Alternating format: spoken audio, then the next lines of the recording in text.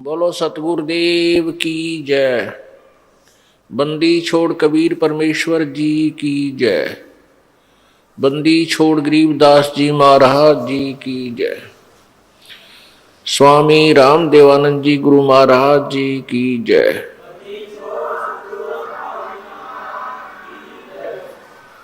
सर्व संतों की जय, सर्व भक्तों की जय, धर्मी पुरुषों की जय, श्री काशी धाम की जय, श्री छुडानी धाम की जय, श्री करौथा धाम की जय, श्री बरवाला धाम की जय। सत साहिब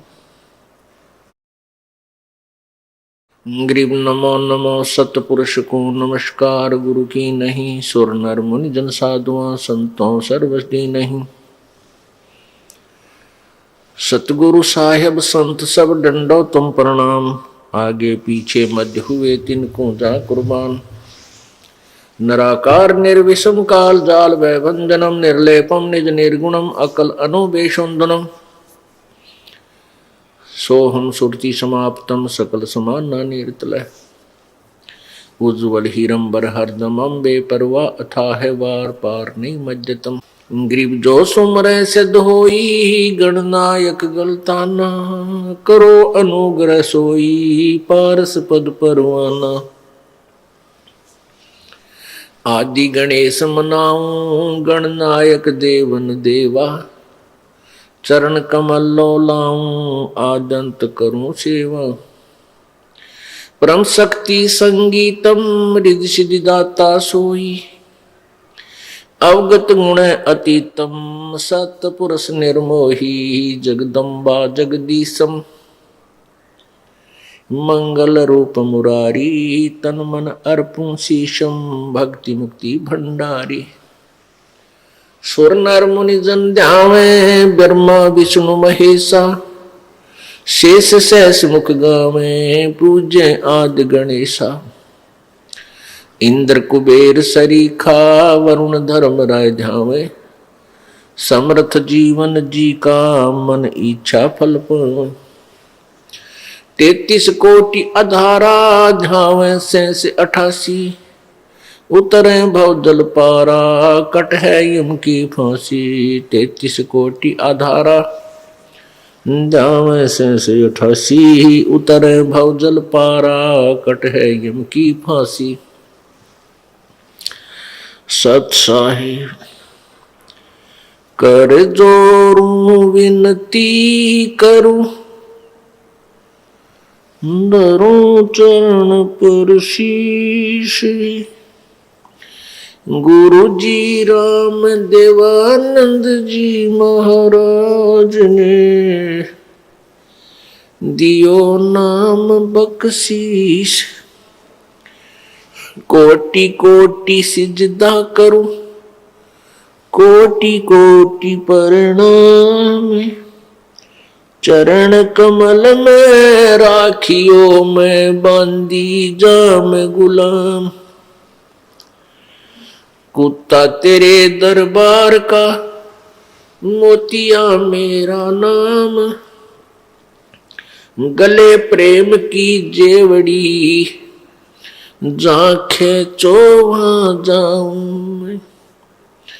तो करो तो बावड़ू दूर दूर करो तो जाऊं।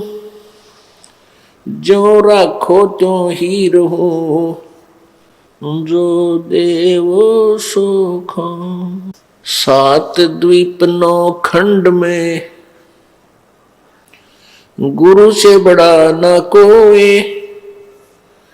करता करे न कर सके गुरु करे सो होवे। कबीर राम कृष्ण से कौन बड़ो। उन्हों भी गुरु कीन 3 लोक के वे धनी। गुरु आग आदीन।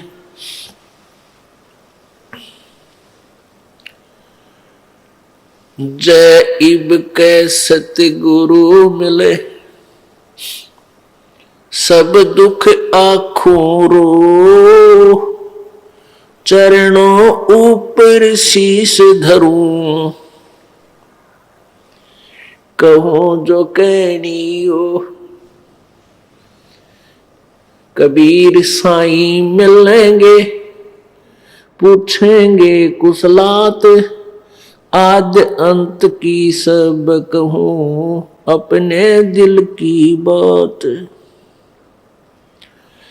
गुरु जी तुम ना भूलियो, चाहे लाख लोग मिल जाही, हमसे तुमको बहुत है, तुमसे हमको नहीं। कबीर तुमरे विसारे क्या बने, मैं किसकी शरण में जाऊं, शिव बिरंच मुनि नारदा, इनके हृदय न समाऊं। अब गुण किए तो बहुत किए, अब गुण किए तो बहुत किए, करत न मानी हारे, बावे बंदा बख्श दियो हो, भावे गर्दन उतार। अब गुण मेरे बाप जी, बख्शो गरीब नवाज, जो मैं पूत कपूत हूँ, बोहर पिता को लाज। मैं अपराधी जन्म का, नख सिख भरे विकार, तुम दाता दुख भंजना, हमारी करो संवार। परम पिता परमात्मा कबीर देव कबीर साहब, अल्लाह अकबर, अल्लाह कबीर आदि नामों से जो जाना जाता है, ये वही परमात्मा है, वही परमेश्वर है, पूर्ण ब्रह्म है, जो सन 1398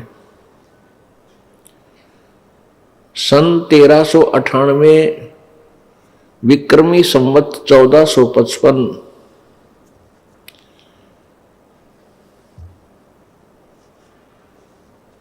में भारत की पवित्र धरती बनारस के अंदर, काशी शहर के अंदर, एक लहर तारा तालाब में विकसित कमल के फूल के ऊपर शिशु रूप धारण करके प्रकट हुए थे, अपने सतलोक से चलकर आए थे। उनको फिर एक नीरू नीमा नाम के दुल्हा दंपति उठाकर ले गए थे और बच्चे की तरह उनकी परवरिश की थी। वो पूर्ण परमेश्वर, सर्व सृष्टि रचनहार, कुल के मालिक कबीर देव कबीर साहब लीलावत बड़े हुए। वो परमात्मा पूर्ण ब्रह्म, सर्व सृष्टि रचनहार, कुल के मालिक अपने सतलोक स्थान को त्याग कर, वहां से गति करके, वहां से चलकर इस काल के लोक में आते हैं। उनका उद्देश्य क्या होता है?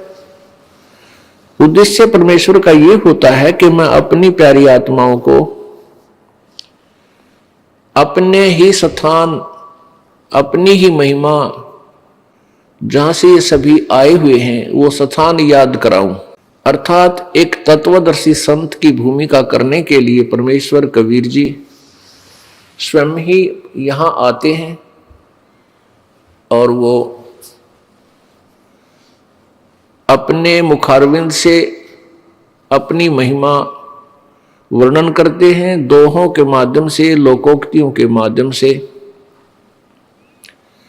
कविताओं के द्वारा। जैसे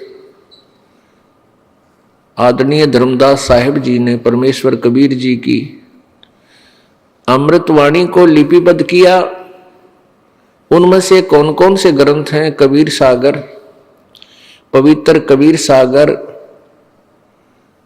पवित्र शब्दावली कबीर परमेश्वर की, पवित्र बीजक ग्रंथ, पवित्र कबीर वाणी आदि। पुण्यात्माओं, परमेश्वर ने अपने गूढ़ रहस्य को अपनी सिंपल लैंग्वेज में, साधारण भाषा में लिपिबद्ध करवाया हुआ है कि जन साधारण आसानी से समझ सके। लेकिन उस गूढ़ ज्ञान को हम इसलिए स्वीकार नहीं कर पाए कि ये ज्ञान एक अशिक्षित अर्थात एक जुलाहे के द्वारा दिया हुआ है, और वो जुलाहा कबीर अक्षर ज्ञान युक्त नहीं था, अर्थात वो पढ़े नहीं थे। ये धारणा फैला रखी थी कि इन्होंने, उन नकली ऋषियों ने, गुरुओं ने, जो केवल एक संस्कृत भाषा के पढ़े हुए थे, शिक्षित थे। और हमारे सभी ग्रंथ, पवित्र चारों वेद, पवित्र श्रीमद् भगवत गीता जी, पवित्र 18 पुराण आदि आदि जो ग्रंथ है, जिनको हम सदग्रंथ मानते हैं, वो सभी संस्कृत भाषा में लिपिबद्ध थे। जन साधारण शिक्षित नहीं था, केवल एक वर्ग जिसको ब्राह्मण कहते थे वो ही पढ़ने के अधिकारी होते थे, उन्हीं को संस्कृत पढ़ना अलाउड था, अन्य किसी को नहीं। ये प्रतिबंध था पहले। इसी के उपलक्ष्य में एक कथा है कि एक यहां हरियाणा के अंदर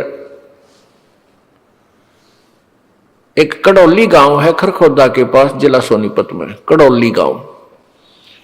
उस कड़ौली गांव का एक किसान का लड़का, जाट का लड़का, निश्चल दास, उसके मन में प्रेरणा हुई कि अभी हमारे सदग्रंथ जो हैं संस्कृत भाषा में लिखे हुए हैं, और ये हमारे गुरु लोग जो ब्राह्मण लोग हैं, कोई भगवान की महिमा किसी प्रकार सुनाता है, कोई किसी प्रकार सुनाता है, तो क्यों ना मैं संस्कृत पढ़ूं और इन सदग्रंथों को यथार्थ समझकर जनता को बताऊं।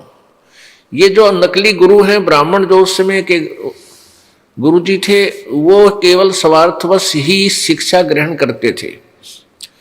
काशी विद्यापीठ में पढ़ने जाते थे और वहां से जो शिक्षा ग्रहण करके आता था उसकी वैल्यू ज्यादा हो जाती थी, सभी लोग उसी से पाठ सत्संग आदि कराते थे और अधिक वो दीक्षिणा ग्रहण करके सेठ बनता था। उन लोगों का यही उद्देश्य था, केवल पैसा प्राप्ति, शिक्षा का उद्देश्य यही था, उन ग्रंथों से कोई लेना देना नहीं था। तो निश्चल दास ने ये विचार किया, यदि मैं डायरेक्ट बताऊंगा कि मैं किसान का लड़का हूं, मेरे को प्रवेश प्राप्त नहीं होगा। उसने क्या किया, क्योंकि काशी विद्यापीठ के अंदर एक नियम था कि केवल ब्राह्मण ही वहां शिक्षा ग्रहण कर सकते हैं, वही प्रवेश पा सकते हैं, और उनका एक प्रमाण पत्र गांव से लिखवाया जाता है कि इस जाति का है, तो उस प्रमाण पत्र के आधार से वहां प्रवेश मिलता था। तो निश्चल दास जी ने अपने गांव के नंबरदार से और लिखवा लिया कि ये ब्राह्मण जाति से संबंध रखता है, प्रवेश पा लिया, अच्छी तरह शिक्षा ग्रहण करी, और वो प्रतिवर्ष सबसे उत्तम श्रेणी से पास होता रहा, सफल हुआ। जब उसने अपनी शिक्षा पूरी कर ली तो तब उसका वापसी हुई, तो वहां के जो प्राचार्य थे, मुख्य प्राचार्य, हेड मास्टर, प्रिंसिपल, उनकी कन्या विवाह के योग्य हो चुकी थी, और उस प्रिंसिपल ने सोचा कि ये होनहार बालक है, बहुत तेज माइंड का है, और ये आगे जाके बहुत धन कमाएगा अक्षेत्र में जाकर, क्यों ना अपनी पुत्री का विवाह इस बच्चे से कर दूं। जब उस निश्चल दास ने कहा कि गुरुदेव आशीर्वाद दो, आपका बच्चा सफल हो अपने कार्य में, मेरी विद्या पूर्ण हुई आपकी कृपा से, तो उसने कहा कि बेटा कोई गुरु दक्षिणा नहीं देगा क्या? निश्चल दास ने कहा कि जो आज्ञा महाराज,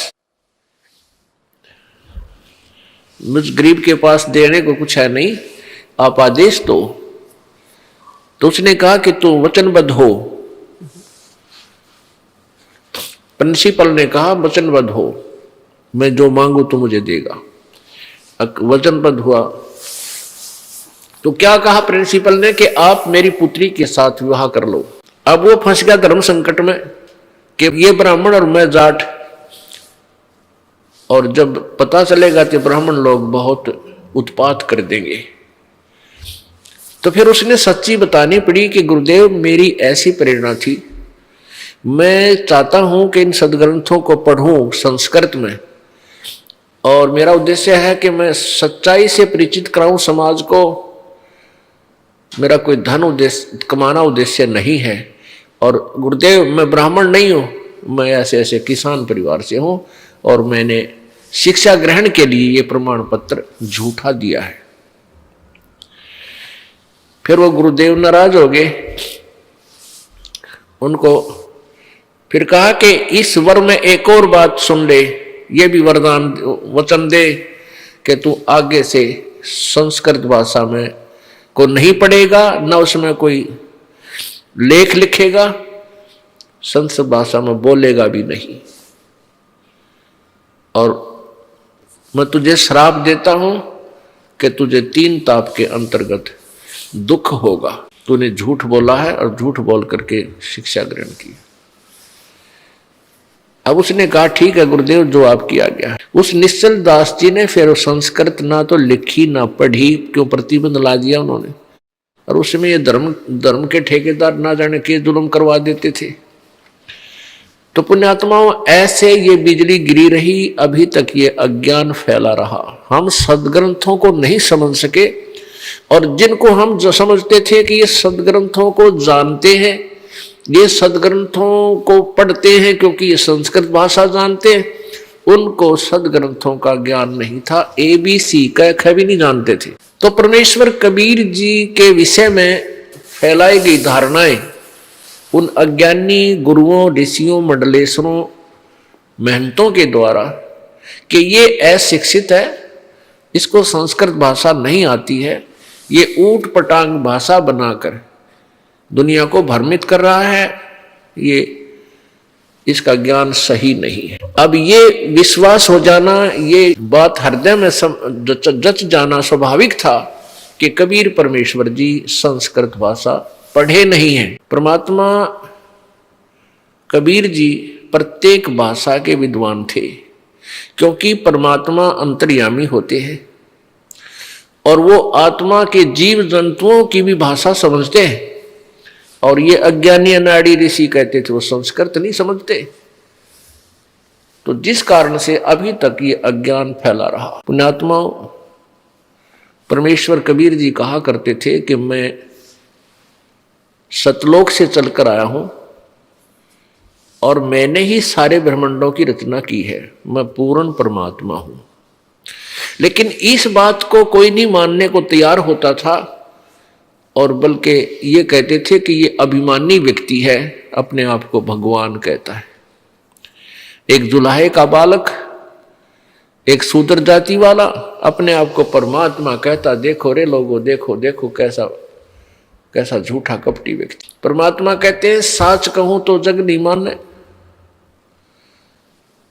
और झूठा जगपति आई हो।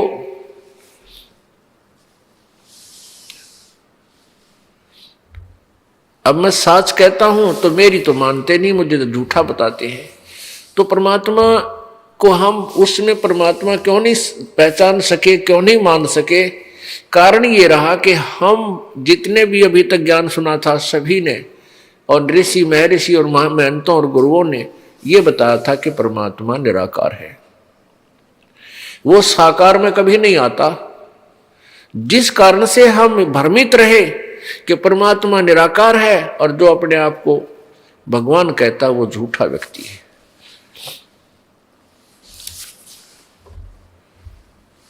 पुण्यात्माओं, हमने अभी तक जो ज्ञान सुना हो बिल्कुल विपरीत सुना हुआ है, कोरा अज्ञान सुन रखा है। अब ये ज्ञान परमेश्वर ने स्वयं आकर बताया था 600 वर्ष पहले। उस समय जनता अशिक्षित थी। अब 1947 के बाद भारतवर्ष स्वतंत्र हुआ, उसके बाद यहां शिक्षा का एक जोर शोर से प्रचार हुआ। आज बालक से लेकर बूढ़े तक सभी शिक्षित हैं और आज हम अपने सदग्रंथों को अच्छी तरह पहचान सुन सकते हैं और देख सकते हैं। उस समय जनता अशिक्षित थी। परमात्मा के इस अनमोल ज्ञान को हम स्वयं नहीं देख सके, जिस कारण से हम उन अज्ञानी संतों, ऋषियों, महंतों की बातों पर विश्वास करके अपने भगवान को पहचान नहीं सके। परमेश्वर कबीर जी कहते थे कि वेद मेरा भेद है, मैं ना वेदन के माही, और जौन वेद से मैं मिलूं ये वेद जानते नाही। वेद, चारों वेद, ऋग्वेद, यजुर्वेद, सामवेद और अथर्ववेद, ये 4 वेद सुप्रसिद्ध है। लेकिन परमात्मा ने जो 5वां वेद अपने मुखारविंद से, अपने मुख कमल से उच्चारित किया है, वो 5वां वेद है, वो तत्व ज्ञान है। परमात्मा परमेश्वर कबीर जी कहा करते थे कि जौन वेद से मैं मिलूं वो ये 4 वेद जानते ना। जिस वेद से, जिस ज्ञान से, जिस विधि से मेरी प्राप्ति होगी वो इन 4 वेदों में वर्णित नहीं है। अपने आत्माओं 4 वेद गवाही दे रहे हैं, 4 वेद गवाही दे रहे हैं कि उस पूर्ण परमेश्वर के ज्ञान को, उसके विषय में जानकारी को कोई तत्वदर्शी संत बताता है, उससे सुनो। इससे सिद्ध है कि वेद ज्ञान कंप्लीट नहीं है, ये पूर्ण नहीं है। ऐसे ही पवित्र गीता जी अध्याय नंबर 4 के श्लोक नंबर 32 में कहा है कि जो ज्ञान मैंने अभी तक दिया है अर्जुन तेरे को, कि भी कोई तो देवताओं की पूजा करता है, गीता जी अध्याय नंबर 4 के श्लोक नंबर 25 से लेकर 31 तक उसमें लिखा है कोई तो देवताओं की पूजा करता है, उसी को फाइनल मान रहा है, अंतिम पूजा सही पाप नाशक जानता है। कोई धार्मिक यज्ञ करता है, कहीं भंडारा कर दिया, कि तो पशु पक्षियों को दाना डाल दिया, चारा डाल दिया, इसी को फाइनल पूजा मानकर खुश हो गया। कोई मंदिर पूजता है, कोई मस्जिद पूजता है, कोई ऊपर ने पैर करके नीचे ने सिर करके हठ योग करता है। ये सब पूजाएं जो करते हैं ये सभी अपनी अपनी साधनाओं को पाप नाशक जानते हैं। लेकिन चौथे अध्याय के 32वें श्लोक में गीता ज्ञानदाता काल कह रहा है कि अर्जुन, उस परमेश्वर के बारे में, इस धार्मिक अनुष्ठानों के बारे में विस्तार के साथ सच्चिदानंद घन की वाणी में, सच्चिदानंद घन की वाणी यानी उस परमेश्वर ने खुद आकर जो बोली है, वो ज्ञान, जो ज्ञान दिया है उसमें विस्तार से कहा गया है ये यथार्थ ज्ञान। उसको फिर वो ज्ञान कहाँ मिलेगा, कौन बताएगा? गीता जी अध्याय नंबर 4 के श्लोक 34 में कहा है कि किसी तत्वदर्शी संतों के पास जाकर उस तत्व ज्ञान को सुन, और तत्वदर्शी संतों को दंडवत प्रणाम करने से, कपट छोड़कर यानी विनम्र भाव से, सच्चे दिल से उनसे प्रार्थना करना, उस परमेश्वर के बारे में जानकारी प्राप्त करना, कि अर्ज करना, फिर वो तत्वदर्शी संत तुझे वो परमेश्वर के बारे में ज्ञान सुनाएंगे, उनको सुन। इससे सिद्ध है कि गीता जी का ज्ञान कंप्लीट नहीं है, लेकिन ये भी नहीं कहा जा सकता कि ये गलत है। जैसे 10वीं तक का कक्षा तक का सिलेबस पाठ्यक्रम अपना स्थान रखता है, उसकी अपनी स्थिति होती है, और उसके ऊपर जो उच्च क्लासेज चलती है उनका सिलेबस उससे आगे और अत्यधिक गूढ़ होता है। ऐसे ही 4 वेद और गीता जी, इसको समझो मैट्रिक कक्षा तक का, मैट्रिक क्लास तक का सिलेबस है, 10वीं तक। और परमेश्वर कबीर जी का जो ज्ञान है वो प्रथम से लेकर और फाइनल तक, एमए तक, पीएचडी तक सब तरह का उसमें इंक्लूड है। तो उस ज्ञान के बाद किसी भी ज्ञान की आवश्यकता नहीं रहती जो कबीर जी का ज्ञान है। अब कबीर परमेश्वर के ज्ञान को उस जो लोकोक्तियों के माध्यम से, कविताओं के माध्यम से, दोहों वाणियों के माध्यम से, शब्दों के माध्यम से लिखा हुआ है, यानी वो पद्य भाग में है, उसको ये कबीर पंथी भी नहीं समझ सके। क्योंकि कबीर पंथ क्या है? जो कबीर जी के विचारों से प्रभावित होकर उनके द्वारा दिए गए ज्ञान पर ही अपनी साधनाएं कर रहा है, लेकिन वो ज्ञान उनको पूर्ण रूप से समझ में नहीं आया। जैसा भी जिस किसी गुरु ने जो नाम दे दिया उसी को वो जाप करने लगे, जो मर्यादा बता दी उसी को वो करने लगे। अब वो ज्ञान आज भी हमारे पास है, क्योंकि चारों पवित्र वेद, पवित्र श्रीमद् भगवद गीता जी, पवित्र 18 पुराण, पवित्र कबीर सागर, पवित्र कबीर जी की शब्दावली, दोहावली, कबीर जी की वाणी, ये सभी आज भी हमारे पास विद्यमान है। अब हम इनको तुलना करेंगे प्रत्येक सदग्रंथ से कबीर जी की वाणी को, जो प्रत्येक दृष्टिकोण से खरी है। तो उस ज्ञान को ना समझकर कोई कुछ नाम जाप करता है, कोई कुछ नाम जाप करता है, तो वो साधनाएं गलत है। जैसे हमने आम के पेड़ के स्थान पर बबुल का बीज बीज के और उसकी पूजा कर रहे हैं, उसकी सेवा कर रहे हैं, सिंचाई कर रहे हैं, उसकी सुरक्षा के लिए चारों तरफ प्रोटेक्शन कर रखा है, और हम कह रहे हैं कि हम आम बीज रखा है, तो वो कोई जानकार व्यक्ति आकर कहे कि ये तुम्हारा आम का पौधा नहीं है, तो उसने सावधान होना चाहिए, कारण पूछना चाहिए किस कारण से आप कह रहे हो कि आम का नहीं है। फिर वो क्या करेगा? आपको आम का पौधा दिखाएगा, ये देखो ऐसा होता है, और ये पेड़ है आम का, देखो इसको आम लगे हैं, तो तब हमें भिन्नता का पता लगेगा। ऐसे ही जो पूजाएं आप कर रहे हो कोई कबीर पंथ में, कबीर पंथ एक आम का पौधा समझो, कबीर जी का पंथ आम का पेड़ है, और उसमें उस पंथ को आम का पेड़ ना बो करके अन्य जो साधना आप कर रहे हो, अर्थात कबीर जी के अकॉर्डिंग परमेश्वर जी ने बताया था जो मंत्र जाप, उसको त्याग कर और कोई और साधना कर रहा है, कहता मैं कबीर पंथी, तो वो आम के पौधे के धोखे में और किक्कर बबूल का बीज बोए बैठा है। तो इस दास का उद्देश्य है कि उनको ये समझाऊं कि ये आपकी साधना ये ठीक नहीं है, ये कबीर जी के पंथ वाली नहीं है, ये आम का पेड़ नहीं है, ये बबूल का पेड़ है।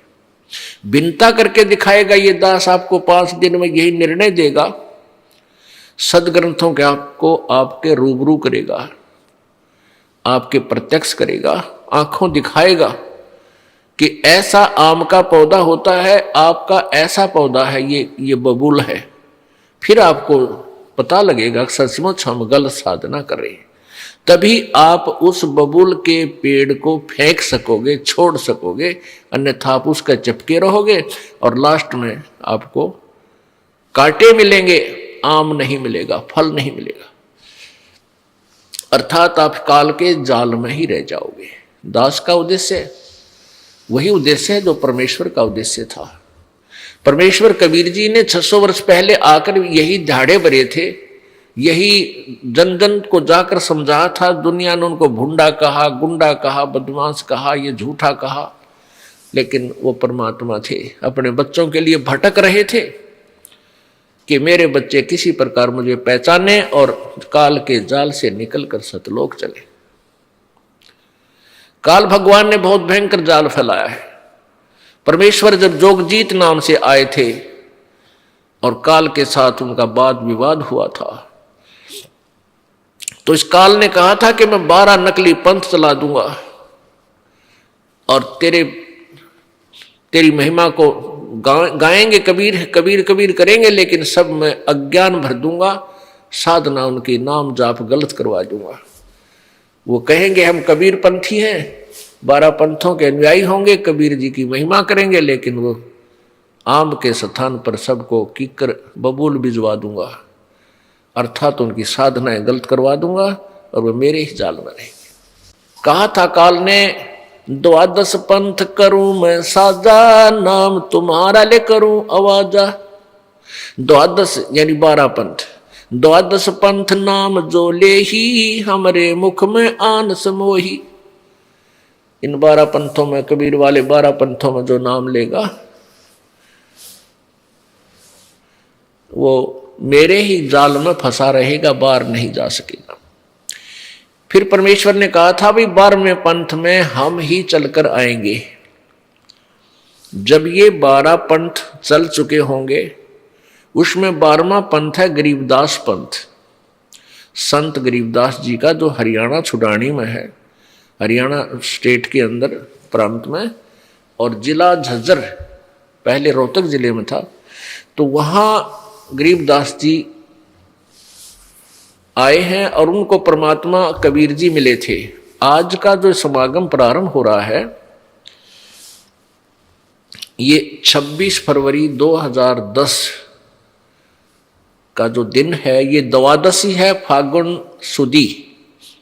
फाल्गुन सुदी द्वादशी। इस दिन परमेश्वर कबीर जी सतलोक से चलकर एक महात्मा, जिंदा महात्मा होते हैं मुसलमानों में, एक काला सा टोप पहनते हैं, ऊपर लंबे से चोटे का ऊंचा सा करके सर पे, और पूरा एक ओवर कोट पहनते हैं, एक ही कपड़ा पहनते हैं काले रंग का, और जो घुटनों से नीचे तक होता है, दाढ़ी बड़ी हुई होती है, केस भी बड़े होते हैं।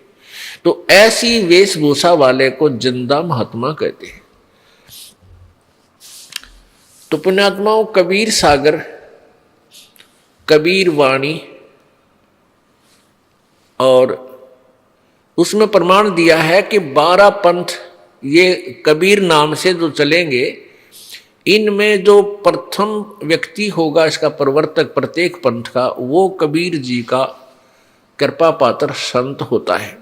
लेकिन उसके ज्ञान को आगे आने वाली उसी के उत्तराधिकारी काल के दूत उसको उलझ पुलझ कर देते। जैसे धर्मदास जी का प्रथम पुत्र नारायण दास जो थे, वो काल का दूत था, उसको वो विरोध करता रहा, कबीर जी का भी और अपने पिताजी का भी। फिर परमेश्वर कबीर जी की कृपा से धर्मदास जी को एक पुत्र और प्राप्त हुआ, जिसका नाम चूड़ामणि रखा। परमात्मा ने आशीर्वाद दिया। तो चूड़ामणि जो था वो प्रथम धर्मदास जी के जो वंशज हैं, उनमें से पंथ जो चले हैं, उनमें से वो प्रथम था, और वो उसका ज्ञान सही था। उसके केवल 5 नाम देने का अधिकार दिया गया था, सतनाम और सारनाम देने का किसी को अधिकार नहीं दिया गया था, परमात्मा कबीर जी द्वारा।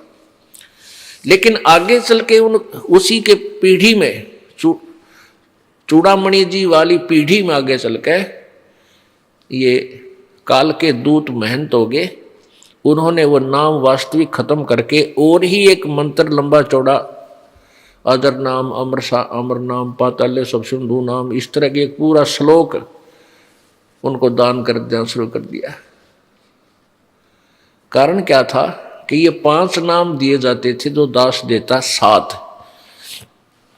ये 5 नाम कौन से हैं? ये हमारे शरीर में बने हुए कमलों के, इन प्रत्येक कमल पर प्रत्येक एक देवता का अधिकार है। मूल कमल में गणेश जी, जो हमारे नीचे रीढ़ की हड्डी जहाँ समाप्त होती है, पीछे बैकबोन जिसे बोलते हैं, गुदा के पास, उससे 2 उंगल ऊपर अंदर की तरफ एक कमल है, एक आंतड़ी सी है जिसमें 4 कमल पंखड़ियां जैसा आकार है, उसमें गणेश जी का निवास है। उसका मंत्र दिया जाता था कबीर जी द्वारा।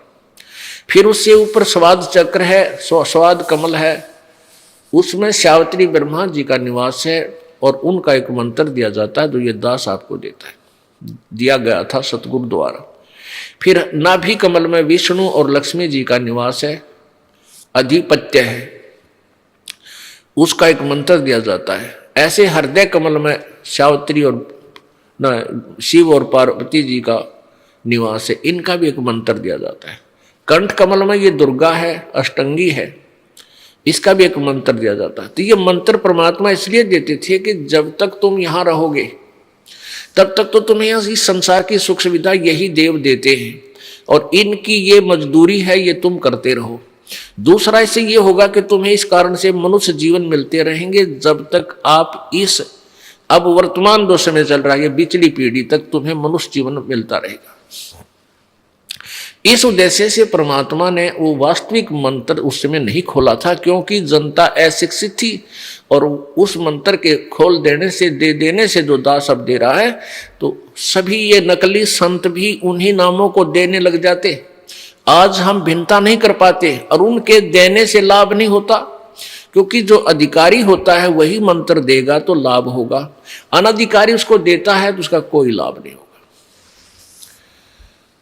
तो प्रथम जो प्रवर्तक होते हैं वो उन 12 पंथों के प्रारंभ के जो स्रोत थे वो परमात्मा के कृपा पात्र थे, लेकिन आगे चल के उन पंथों में उनके तुरंत बाद ही जो है काल के दूत मनमुखी नाम जाप देने लग गए और उस मार्ग से भ्रष्ट कर देते हैं। तो इसलिए परमात्मा ने कहा था 12वां पंथ जो गरीबदास पंथ होगा वो चल चुका होगा और बिचली पीढ़ी प्रारंभ होगी। उस समय हम ही आएंगे, उस 12वें पंथ में आगे चल के हम ही आएंगे और इस ज्ञान के आधार से सभी पंथों को खत्म कर देंगे और केवल एक पंथ चलाएंगे जो परमेश्वर पंथ होगा, जो अब प्रारंभ हो चुका है।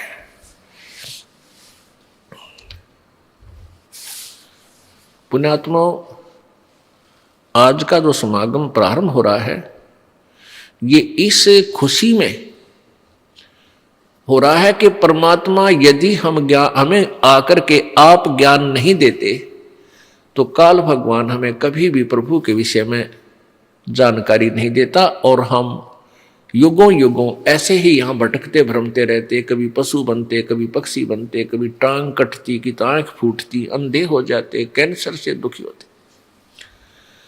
उस दयालु भगवान ने अपने बच्चों पर फिर दया आई और वो आकर के हमें फिर मिले। पुण्यात्माओं, सबसे पहले हमने परमात्मा को पहचानना है कि जिसको हम भगवान कह रहे हैं ये वास्तव में भगवान है कि नहीं, ये परमात्मा है या नहीं। जैसे हम बबूल का बीज बीज रहे हैं या आम का बीज रहे हैं तो सबसे कोई हमें भ्रमित कर रहा है कि ये आम का पौधा नहीं है, तो हमने उसकी पूरी परख करनी चाहिए, तब हम उस पर स्थिर हो पाएंगे और तभी उसकी रुचि से हम पूजा करेंगे। अब जैसे दास कह रहा है कि कबीर पंथ में कोई भी पूजा कबीर जी वाली नहीं है, वो गलत साधना कर रहे हैं और आप जी को लगता है कि ये गलत बोल रहा है रामपाल, ये ऐसे कैसे हो सकता है, तो उसकी पहचान करो, अक्षुब्ध ना हो। अब जैसे ये दास कह रहा है मुझे शौक नहीं है ये बातें कहने का, कोई ये कहता है कि किसी की धार्मिक भावनाओं को ठेस नहीं पहुंचाना चाहिए। पुण्यात्माओं, ये धार्मिक भावनाओं को ठेस नहीं है, लेकिन धार्मिकता का उत्थान है इससे। अब ठेस जैसे बालक है, छोटा सा बच्चा, और वो कहीं पर ये बिजली का तार टूट के नीचे लटक रहा है और बच्चे के हाथ की पहुंच में है और उसमें स्पार्किंग हो रही है, उसमें चिंगारियां फट रही हैं, फूल जड़ी सी निकल रही है, उसमें से आतिशबाजी सी निकल रही है और वो बच्चा उसको एक बहुत अच्छी उत्तम वस्तु मान के और वो बच्चा उसको ग्रहण करने के लिए चल रहा है, उसको पकड़ना चाहता है। उसकी भावना है कि मैं इसको पकड़ूं, बहुत अच्छी वस्तु है, ग्रहण करूं। और किसी भाई बहन माता पिता जो बुद्धिमान है उन्होंने जब देख लिया कि ये बालक अपनी मृत्यु को आमंत्रित कर रहा है तो दौड़कर उसको पकड़ लेते हैं, उठा लाते हैं। जिस वस्तु की उसको भावना थी कि मैं इसको ग्रहण करूं, वो उसकी जानलेवा थी, उसकी भावना को ठेस पहुंचाना उसके जीवन की रक्षा थी, वो अवश्य करनी चाहिए थी और की उन्होंने। ऐसे ही ये दास कर रहा है कि यदि आपकी धार्मिक भावना है और आप भगवान के स्थान पर और काल की पूजा कर रहे हो और उस तार को पकड़ना चाह रहे हो, तो दास आपको आगाह कर रहा है कि जो साधना तुम कर रहे हो ये उचित नहीं है। तो चाहे आपकी फिर धार्मिक भावना को ठेस लगे या ना लगे, वो लगानी आवश्यक है आपकी जीवन रक्षा के लिए। आज का ये शुभ समागम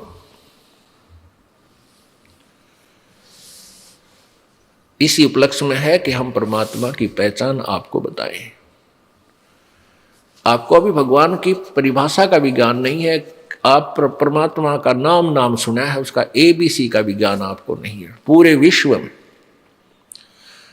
अब कुछ भक्ति भक्तजन श्रद्धालु समझते हैं कि ये रामपाल अपने आप को विद्वान समझता है, अभिमानी व्यक्ति है। नहीं, अभिमान का तो इस दास के आसपास भी कोई नामो निशान नहीं है।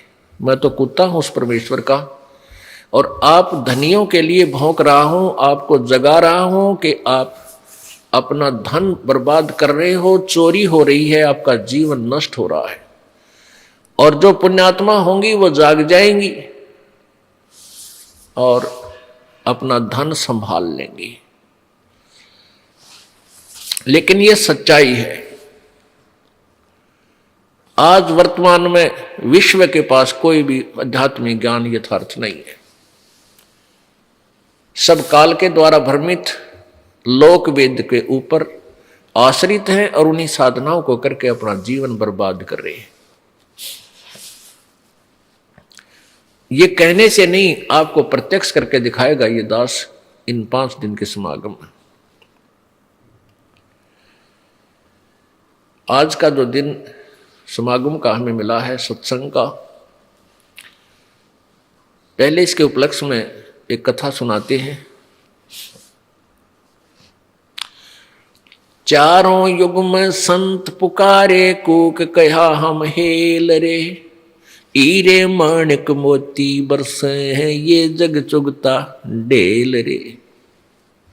परमेश्वर कबीर जी कहते हैं, चारों युगों में मैं आया और मैंने भी आवाज लगा लगा कर, हेला देकर, बहुत जोर से आवाज लगा लगा कर बताया कि जो साधनाएं तुम कर रहे हो ये काल साधना है, सत साधना नहीं है, रॉन्ग साधना है तुम्हारी।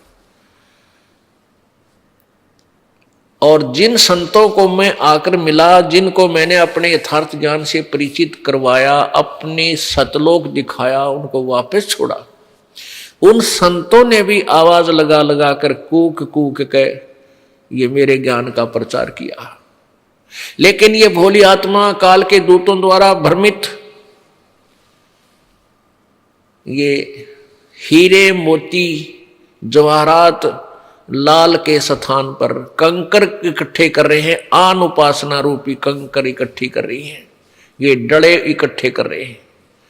उन सत भक्ति रूपी हीरे मोतियों को छोड़कर कंकर आन उपासना रूपी अन्य साधना जो कर रहे हैं, यथार्थ साधना को छोड़कर वो कंकर पत्थर अपने थैले में डाल रहे हैं, उनको बहुमूल्य जानकर, जबकि वो यूजलेस है, उनकी कोई कीमत नहीं। तो परमात्मा हमें बता रहे हैं कि चारों युग में संत पुकारे और कूक कहा हम हेल रे, हीरे माणिक मोती बरसे हैं ये जग चुगता ढेल रे। अब प्यारी आत्माओं, हे पुण्यात्माओं, वो परमात्मा कबीर कितना दयालु हमारे मालिक, क्योंकि वो हमारे पिता हैं। हम सभी चींटी से लेकर हाथी, रंग से लेकर देवता, ब्रह्मा विष्णु महेश इंद्र तक के, वो हम सभी के वो पिता हैं। और अपनी संतान का, अपने ही माता पिता को दुख होता है यदि वो कहीं दुखी होते हैं। अन्य केवल औपचारिकता करते हैं और 2 दिन पीछे खिसक जाते हैं, लेकिन माता पिता अंतिम श्वास तक अपने बालक के दुख में दुखी रहते हैं।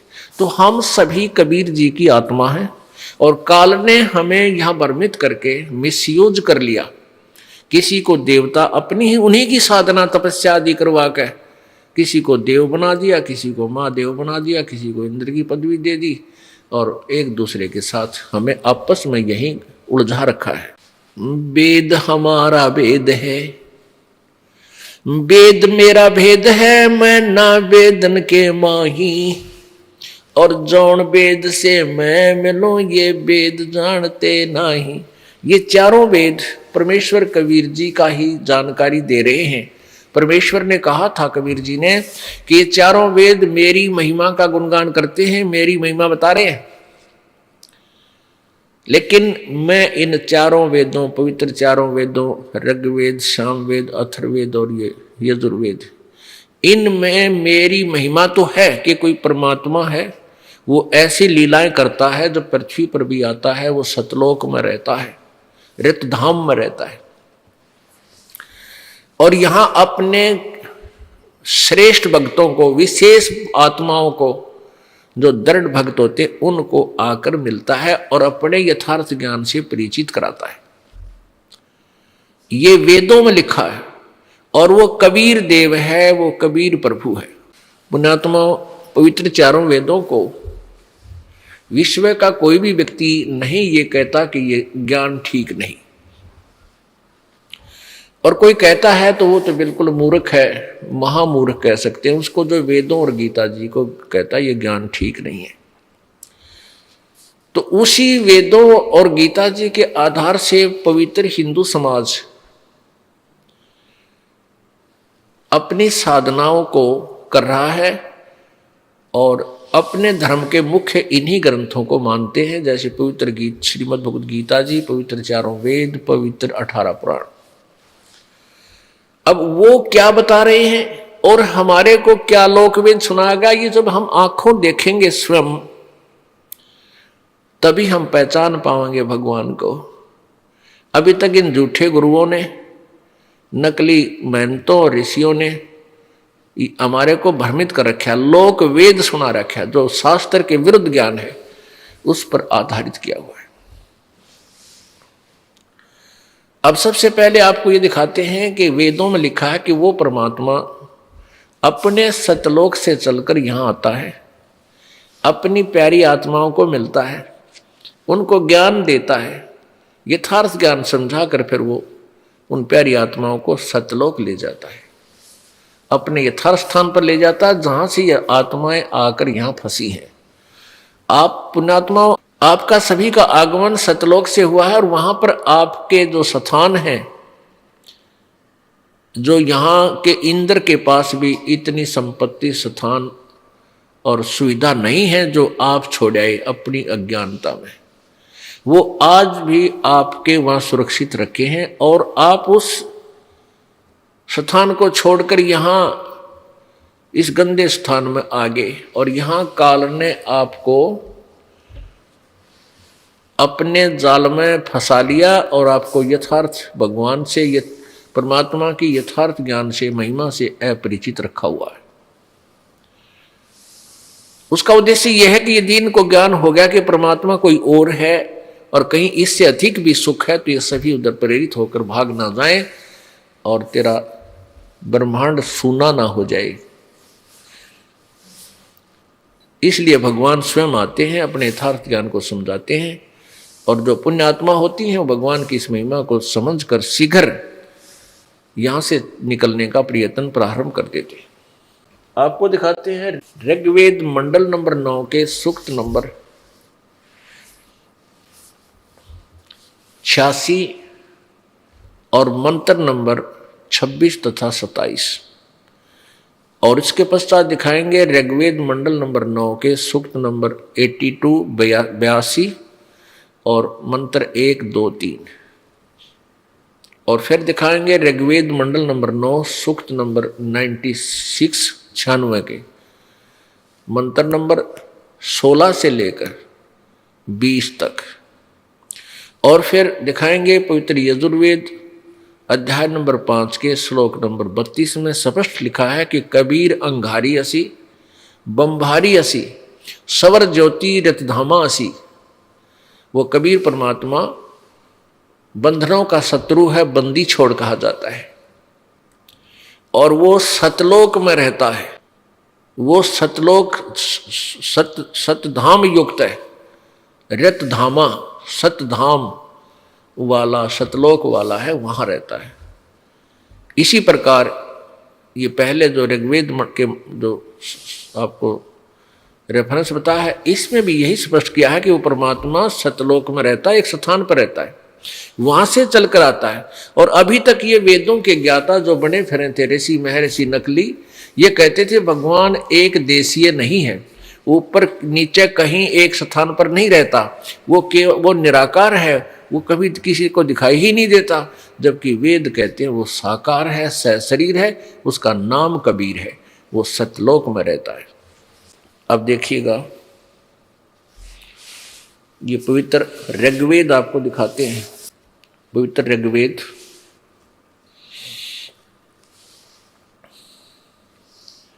मंडल 9-10, ये महर्षि दानंद सरस्वती द्वारा अनुवादित नहीं है, इन्होंने वैसे इनकी छाप लगा देते हैं ये आर्य समाज वाले कि ताकि ये बिक जाए।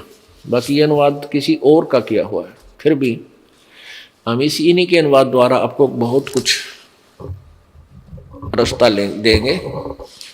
इसमें लिखा है, प्रकाशक है सार्वदेशिक आर्य प्रतिनिधि सभा, महर्षि दानंद भवन, रामलीला मैदान, नई दिल्ली। इन्होंने लिखा ऋग्वेद आर्य भाषा भाष्य महर्षि दानंद सरस्वती कृत।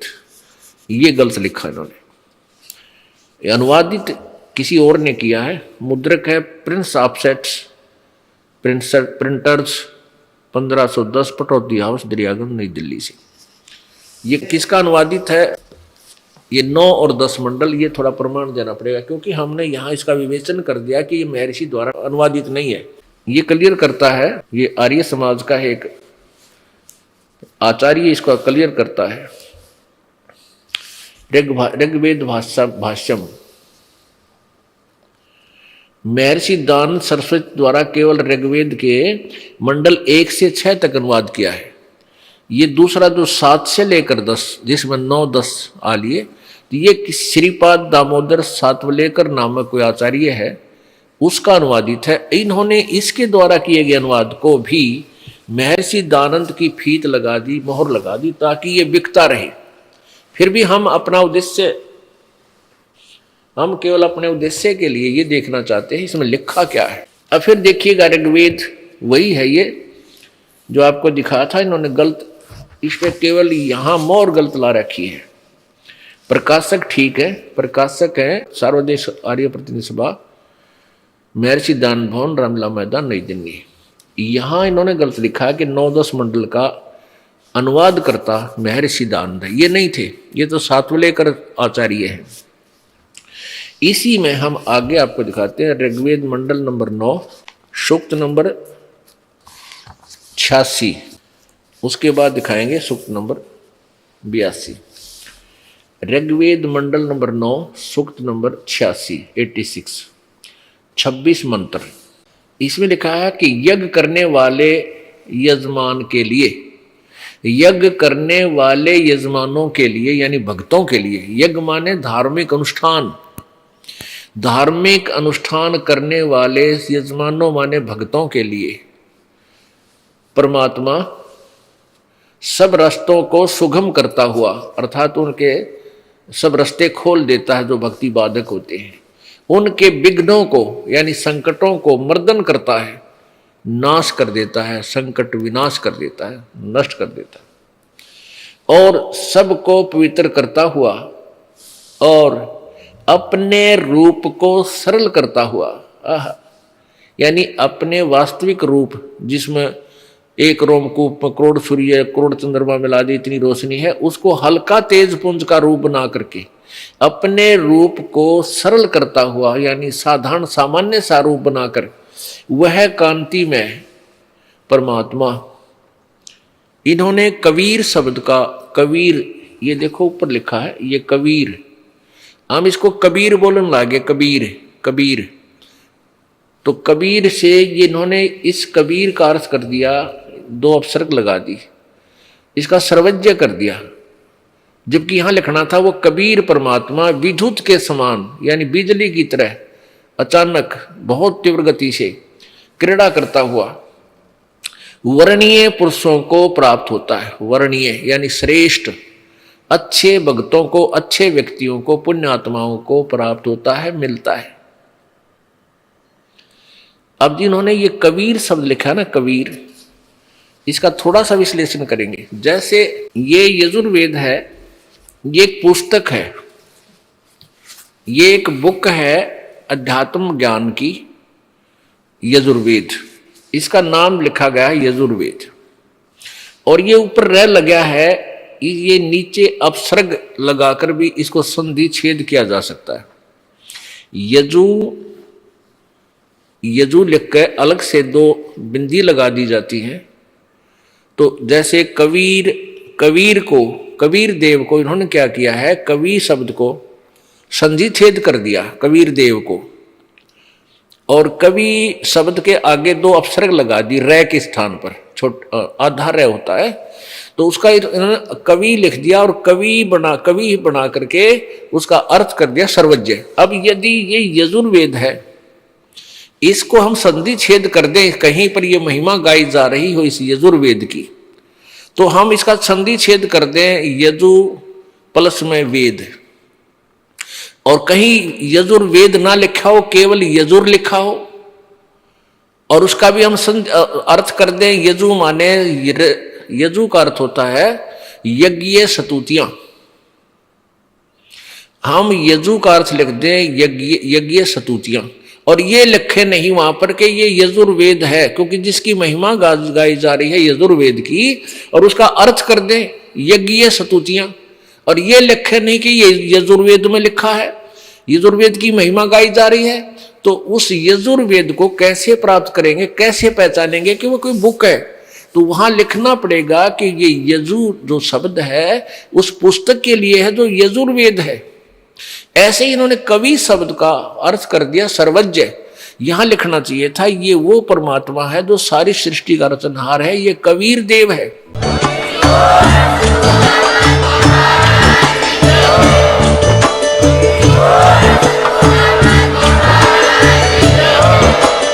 आप सुन रहे थे जगत गुरु तत्वदर्शी संत रामपाल जी महाराज जी के मंगल प्रवचन। अधिक जानकारी के लिए विजिट कीजिए हमारी वेबसाइट www.jagatgururampalji.org। संत रामपाल जी महाराज जी के शुभ आशीर्वाद से पूरे विश्व भर में 500 से भी ज्यादा नाम दीक्षा केंद्र हैं, जिन पर संत रामपाल जी महाराज जी द्वारा ऑनलाइन निशुल्क नाम दीक्षा दी जा रही है। अपने नजदीकी नाम दीक्षा केंद्र का पता करने के लिए संपर्क करें 8222880541।